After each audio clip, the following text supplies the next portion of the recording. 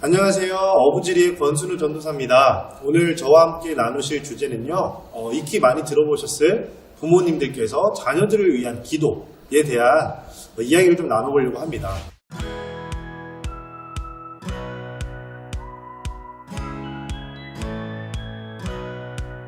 이미 성공한 운동선수, 정치인, 연예인들은 꼭 이렇게 특별한 순간에 하나님께 영광을 올려드리죠.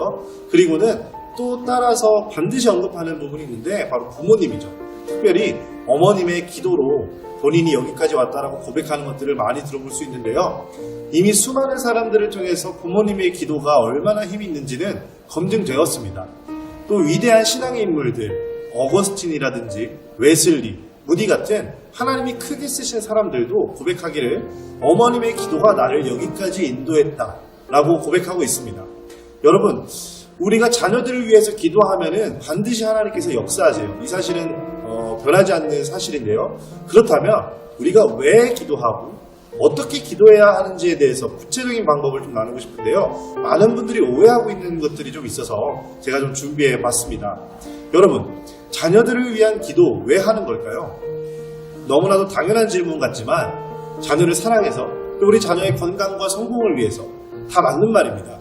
그러나 본질적인 기도의 제목은 그게 아니죠. 우리의 인간적인 성공을 바라고 기도하는 것은 정말 1차원적인 기도라는 것은 우리 모두가 알고 있으니까요. 그렇다면 진짜 기도하는 이유, 오늘 성경에서 한번 찾아볼까요? 예레미야 2장 말씀에 보면은 예루살렘의 패망을 예언하고 있는 예레미야가 나옵니다. 예레미야는 눈물로 기도하고 있는데요. 2장에서 이렇게 얘기하고 있습니다. 자녀의 생명을 위해서 눈물로 기도하십시오.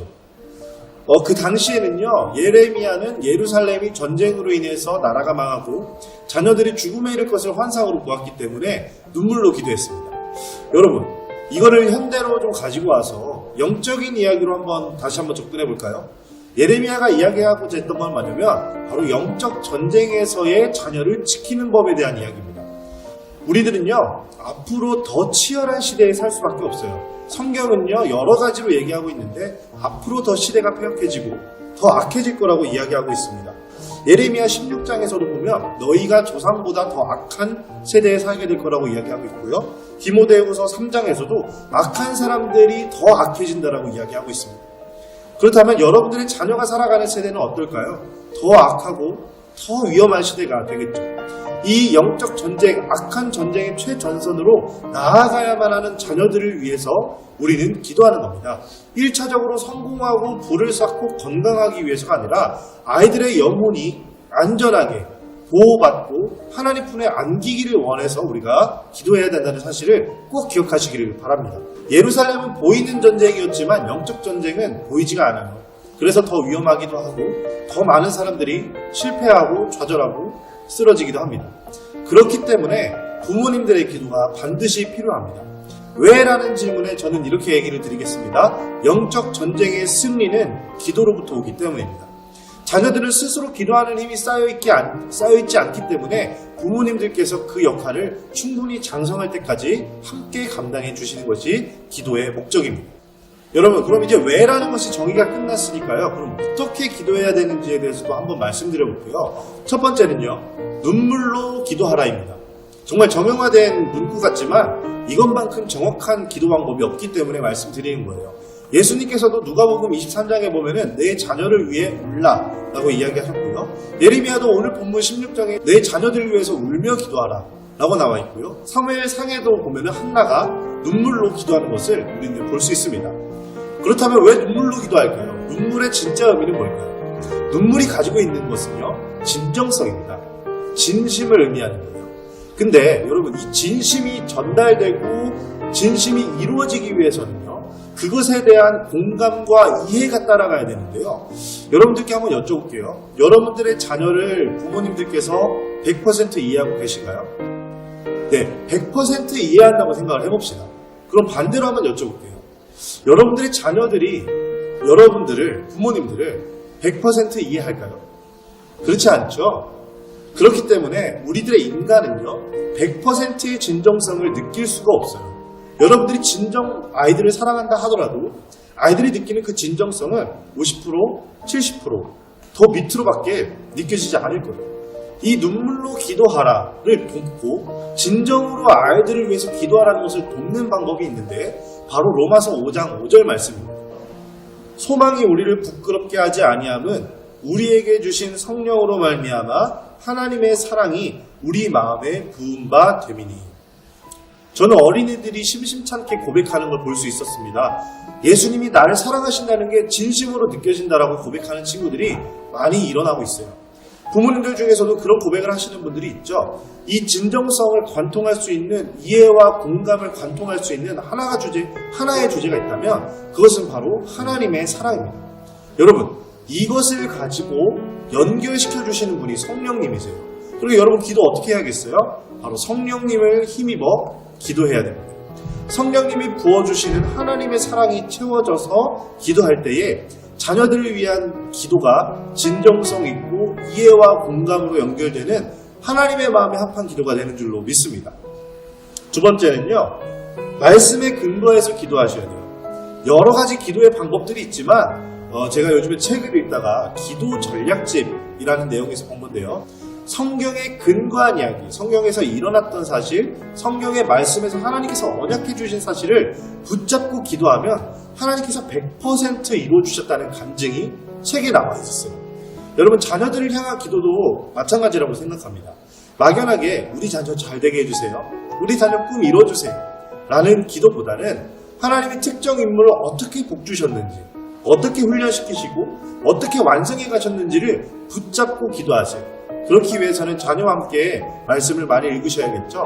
말씀을 붙잡고 기도하시기를 바랍니다. 세 번째는 살아있는 기도를 하셔야 돼요.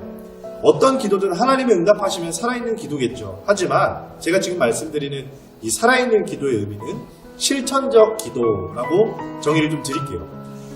여러분들이 기도하는 모습을 계속해서 아이들에게 노출시켜주세요. 자녀를 위해서 기도하고 있는 부모님의 모습이 자녀들에게 보여지고, 부모님은 기도하시는 분이고 부모님의 기도 덕분에 내가 이렇게 건강하고 하나님의 뜻대로 살 수 있구나 라는 것을 보여주셔야 합니다. 기도뿐만이 아니에요. 아이들에게 신앙의 교육이 되고 싶은 모든 영역에 모범이 되셔야 합니다. 저는 이거를 살아있는 신앙, 실천적 신앙이라고 말씀드리고 싶고요. 여러분들 그 기도를 먼저 그렇게 시작하시면 하나님께서 이 기도의 응답 반드시 들어주실 줄로 믿습니다. 마지막으로요, 정말 중요한 건데 어렵고 잘 못하는 것이죠. 자녀의 삶의 주인이 하나님이시라는 것을 고백하면서 기도하는 겁니다. 부모님이 기도하면 가장 많이 떠오르는 인물이 있죠. 맞습니다. 바로 사무엘의 어머니 한나예요. 한나는 이렇게 기도했어요. 하나님, 제게 아들을 주시면 이 아들이 하나님의 것임을 제가 증명하겠습니다. 그리고 실제로 3살까지 젖을 먹이고 젖을 뗀 후에는 약속대로 하나님께 사무엘을 드렸어요. 자녀의 삶의 진정한 주관자가 하나님이시라는 사실을 인정하면 하나님은 여러분들이 생각하는 그 기도의 제목 이상으로 자녀에게 복을 주시고 그 길을 예비해 주십니다.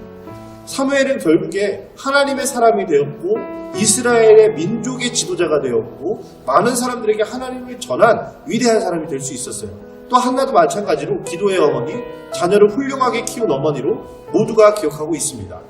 여러분, 그러므로 이 자녀가 나의 소유물, 나의 페르소나, 내가 성공하지 못한 것에 대한 새로운 꿈이라고 여기시지 마시고 하나님의 선물, 하나님께서 우리에게 잠깐 맡기신, 위탁하신 귀한 양이라고 여기시면서 그 자녀를 중보하는 마음으로 대하시기를 부탁드립니다. 말씀을 좀 이제 정리하겠습니다. 저도 이 부모님의 기도에 대한 능력을 잘 알고 있는데요. 저는 할머니 밑에서 컸어요. 그런데 저는 아직까지도 기억이 나는 게, 저희가 이제 방에서 자고 있으면 할머니께서 방에 새벽 기도 가시기 전에 들어오셔서 제 머리를 꼭 껴안고 기도하시고 그리고 새벽 기도를 다녀오셨던 기억이 나요. 얼굴에 막 눈물이 떨어지면 어렸을 때 차갑고 막 불편하고 그랬었는데 지금 생각해보면 그 할머니의 눈물 그리고 그 새벽의 그 기도가 저를 여기까지 있게 하지 않았나, 저는 그렇게 고백합니다. 여러분, 지금은 보이지 않을 수 있어요. 하지만 어머니의 기도는 배신하지 않습니다. 반드시 이루어지고요, 반드시 성공합니다. 오늘부터 자녀를 위해서 기도하시죠. 또 자녀의 미래를 위해서 기도하시고 자녀의 신앙을 위해서 기도하시죠. 저희 헤븐키즈도요 함께 기도할 겁니다. 우리 자녀들이 부모님들이 하나님 안에서 건강한 신앙 공동체가 될 수 있도록 또 기도 공동체가 될 수 있도록 함께 노력하도록 하겠습니다. 오늘 이야기 여기까지 마치도록 하고요. 우리 함께 더 기도하면서 하나님이 귀하게 쓰시는 우리 자녀들이 야곱의 세대, 깨끗한 세대 될 수 있도록 함께 중보했으면 좋겠습니다. 감사합니다.